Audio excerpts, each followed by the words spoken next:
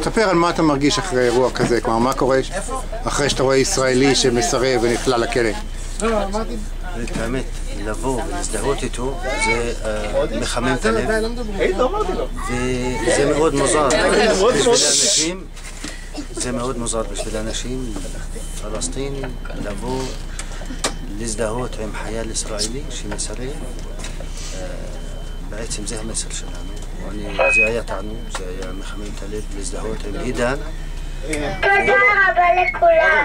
ואנחנו מחזיקים לו את האצבעות, וזה באמת הדרך שאנחנו בחרנו בה, וזה הדרך הכי פתוחה לשני עמים, לישראלים וגם לפלסטינים. מה אתה חושב שתהיה התגובה נגיד בחברה הפלסטינית כשיראו כזה קליפ מהיום, תמונות מהיום?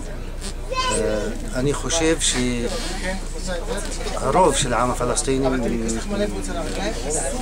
אולי הוא יקווה שיהיה איתנו להזדהות עם עידן בריל שמסרב לשרת בשטחים, מסרב להיות כובש בשטחים.